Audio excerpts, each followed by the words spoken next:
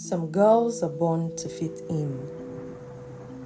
Others are born with no place to fit into the puzzle.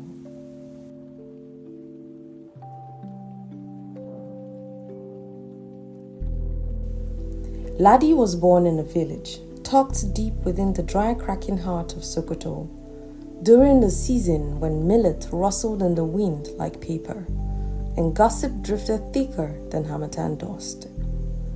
She was Indo's fourth child, the only daughter who didn't know how to stay small. Indo was the first of Barao's three wives, a woman shaped by silence and swallowed dreams. She kept her voice low and her expectations lower. But Ladi was different. From the start, she grew tall, too tall. Her frame was big-boned and unmissable. Her voice, louder than her mother's patience. Even as a toddler, she spoke in declarations. While other girls learned to whisper and bow, Ladi stood with her feet planted wide and her questions sharper than the knives used in the family kitchen. Unlike her sister Tasala, who moved like she had silence stitched into her skin, Ladi questioned everything. Why do girls do all the house chores and the boys are allowed to go out and play football? She would protest when she's asked to wash dishes or sweep the compound. There was a day she told her mom in tears, "My hands are so tiny. Why do I have to be the one to sieve the corn for the tuwo?" Another day she asked, "Why does Baba laugh more with his sons?" And on some occasions, "Why must we serve them food while they sit? It is not fair." Indo would flinch each time. Sometimes she would hush Ladi with a hand. Other times with a tired hiss. "Too much mouth will make you useless in your husband's house." But Ladi felt out of place, and she wondered why her mother could not understand why she was asking those questions. Ladi's father, Barao, sighed one morning as he listened to the village radio crackle with the local news. Something about elections and faraway Lagos, while Ladi stormed through the compound barefoot, her wrapper hitched high above her ankles, muttering about injustice because her younger brother got 2 pieces of meat and she only got the bone. It wasn't the first time. 2 days before that, she had come back from the eclectic meal, dusty, scraped and furious, her basin of corn scattered, the nylon of her ground pepper torn open. Indo had watched her from the veranda, her heart already sinking before Ladi opened her mouth. "They called me a boy," Ladi shouted, stomping into the hut. "They said I should carry my muscles to the farm, not the kitchen, that I walk like a man, that no man will marry me." She threw her bag down, her breath catching in her chest. Indo tried to calm her. "Ladi, they're only teasing. Just ignore them and—" "I beat them," she snapped. "All of them. Walai, Mama, I dragged Sule by his dirty shirt. He fell into the pile of maize. Let him call me gorilla again." There was silence. A rooster crowed in the distance too late in the morning. Then Indo did something she rarely did. She covered her face with both hands and wept. Not loudly, but the kind of quiet sob that makes even the air feel ashamed. Ladi froze. Her boldness cracked just for a moment. "I didn't mean to make you cry," she said softly, eyes lowered. But Indo didn't answer. Later that evening, Barao came back from the mosque and sat under the long neem tree. his radio beside him, chewing kola nut with a frown stitched across his forehead. The house was too loud when Ladi was around, and too tense when she wasn't. His sons avoided her. His second wife rolled her eyes whenever she spoke. The neighbors whispered. This one would disgrace us, someone had told him at the well. That night, he called Indo aside. Get her ready, he said, not looking her in the eye. She will start school on Monday. School? Indo blinked, but she will go. I just want peace in this house. And so, without fanfare or new shoes, Ladi was sent to school, not because her father believed in her, but because silence had become a luxury only her absence could afford. Ladi didn't just speak her mind, she carved it into every wall of that compound. By the time she turned 13, the house only knew peace between 8 a.m. and 2 p.m., the hours she was away at school. The moment her footsteps returned, the stillness scattered like chickens at the sound of a drum. She didn't just argue, she conquered arguments. She didn't just fight boys at the mill, she had begun to fight her brothers at home. Modi once teased her during dinner, something small, something foolish, and Ladi leapt across the mat and slammed his head into the rice bowl. Ali, the eldest, tried to intervene once, just once. He left with a bloodied lip and a permanent decision never to cross her again.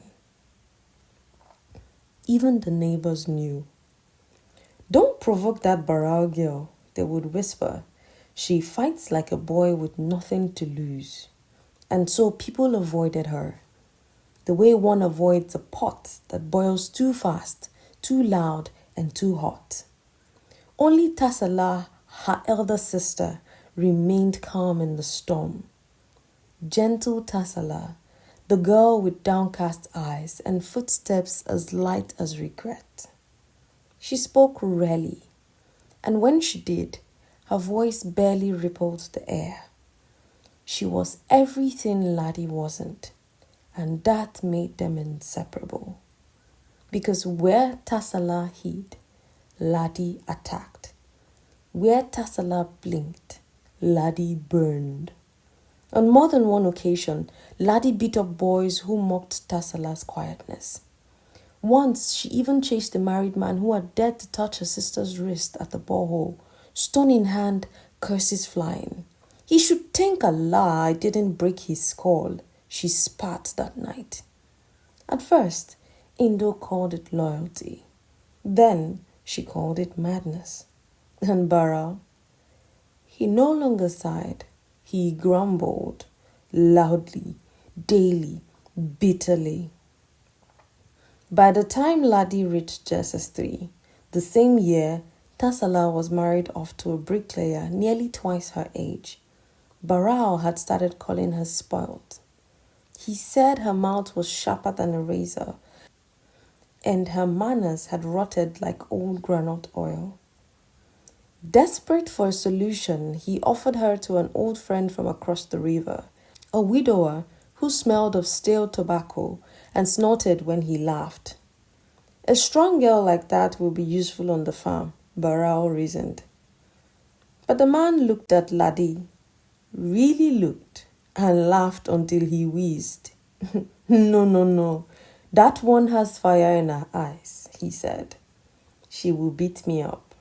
I am sorry, my friend, I can't do it. He left without even finishing the calabash of fura Baral had offered him. Baral was humiliated. The shame sat heavy on his chest like a stubborn cough that refused to be cleared. Each time he walked through the village square, someone mentioned Ladi, usually with a smirk or a raised brow. He stopped talking about finding a husband for her. He stopped hoping. He only prayed. Prayed that one day something would tame her. Rejection burned, but not for Ladi, for her father. it was shame. For her mother, it was a whispered prayer in the dark that the girl would soon calm down. But Ladi, she found her peace elsewhere. Not in people, in books. Old tattered ones left behind by NYSC teachers who came and went like Harmattan breeze. There was a forgotten copy of Purple Hibiscus, its pages curled and damp with age. A civic education textbook that mentioned the word freedom like it was something tangible. An old novel where a girl named Ifoma got a scholarship and wore trousers to school. It was in those books that Ladi began to see herself, not as the village girl with too much height and too little obedience, but as someone possible. A girl who could laugh without apology, who could be heard, who could choose when or if to marry. A girl that would not be offered to old men just to get rid of her. And strangely, school became the only place where Ladi resembled calm. She still towered over her classmates. She still had the loudest voice. But within the four walls of the classroom, that fire found purpose. When teachers taught, Ladi listened. When it was time to read, she devoured every book like it was water in a drought. And when someone disrupted class, she didn't hesitate. Boys and girls alike learned quickly. Ladi did not tolerate nonsense during lesson time. She slaps, pinches, a well-aimed shoe or book or anything she could lay her hands on. It earned her both fear and respect. By JSS3, she had earned the badge of disciplinary prefect, and somehow it fit. She matched the noisy ones, reported the lazy, scolded the stubborn. But what truly set her apart wasn't the power, it was her brilliance. Ladi topped her class every term. Mathematics, literature, even home economics, though she often rolled her eyes at the sewing portions.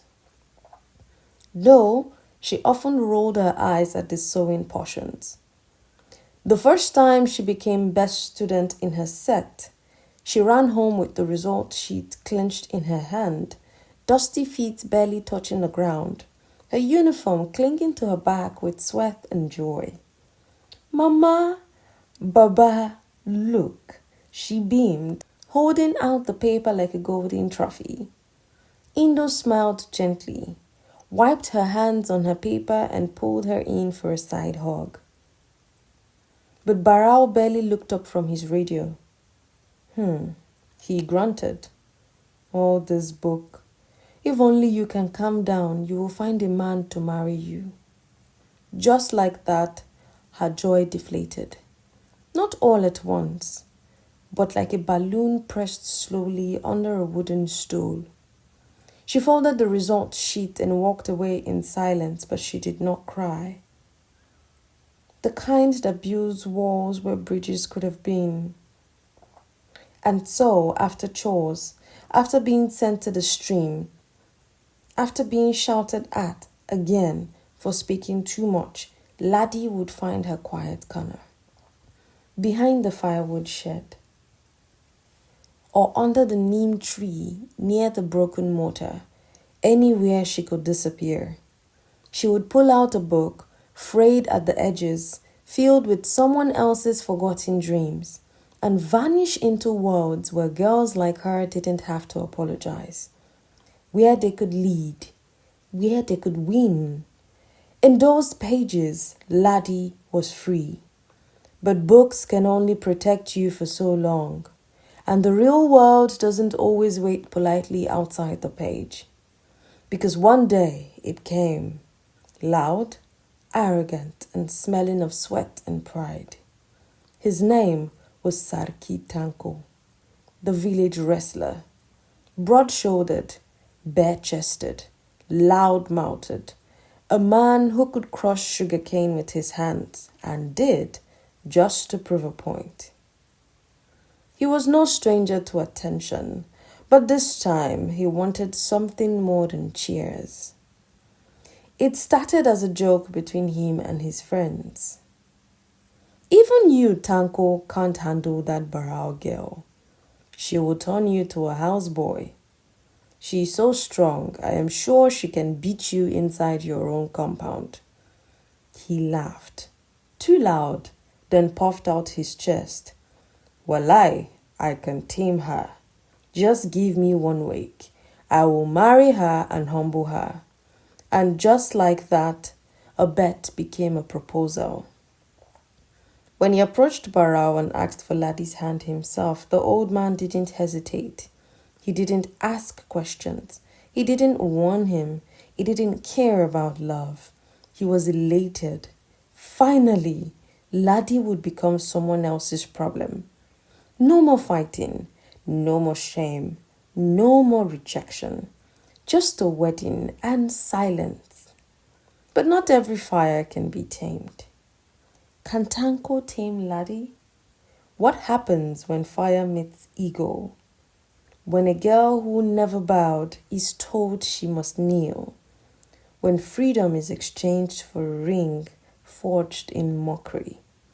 That is a story for the next chapter.